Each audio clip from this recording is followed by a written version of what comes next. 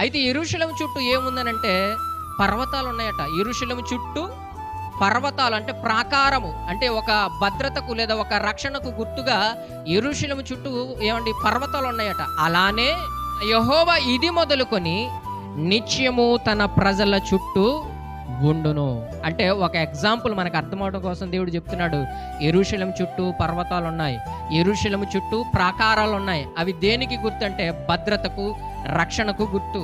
ఏమండి చైనా వాళ్ళు ఎందుకు కట్టుకున్నారంటే శత్రువులు వారి మీద దాడి చేయకుండా, ఏమండి వారి దేశంలో ప్రవేశించకుండా వారు భద్రత కోసం, రక్షణ కోసం ఏం చేసుకున్నారంటే ఒక వాల్ లేదా ఒక గోడ కట్టుకున్న దేశం చుట్టూ. అలానే మన చుట్టూ దేవుడు ప్రాకారముగా, మన చుట్టూ దేవుడు ఒక రక్షణగా, ఒక భద్రతగా ఉండాలి అని అంటే మన విశ్వాసం దేవుని యందు ఆధారపడి ఉండాలి. అందుకే మొదటి వచనంలోనే అన్నాడు, యెహోవా యందు నమ్మిక ఉంచువారు కదలక నిత్యము నిలుచు సీయోను కొండవలె. అంటే విశ్వాసం ఉంచినటువంటి వారు మొదట ఏమంటే కదలక నిత్యము నిలిచి ఉండే సీయోను కొండవలె ఉంటారు. ఒకటి.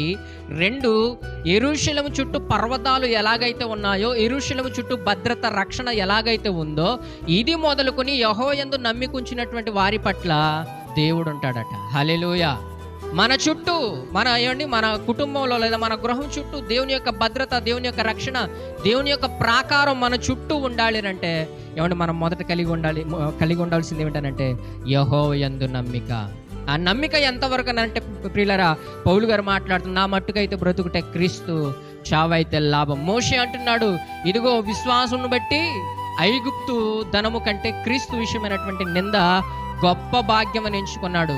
ఏమంటే యోబు గారు దేవుని యొద్ద నుండి మేలే అనుభవించాలా, కీడు తగదా, మూర్ఖురాలు మాట్లాడుతున్నాను అని చెప్పి ఏమంటే తన విశ్వాసాన్ని, తన యథార్థతను ముందు కొనసాగించాడు. షద్రకు, మేషకు, అబేద్నెగోనటువంటి వారు అగ్నిగుండంలో పడవేసినా కూడా వారి విశ్వాసం ఎక్కడ కూడా బెండ్ అయిపోలేదు లేదా బలహీనమైపోలేదు. అలాంటి విశ్వాసం మనం కలిగి ఉంటే ప్రియులారా, మనం కదలమట. మన చుట్టూ ప్రాకారముగా, మన చుట్టూ ఏమంటే ఒక రక్షణ, ఒక భద్రతకు సూచనగా దేవుడు ఏం చేస్తాడంటే చుట్టూ మనకు ప్రాకారంగా ఉంటాడు.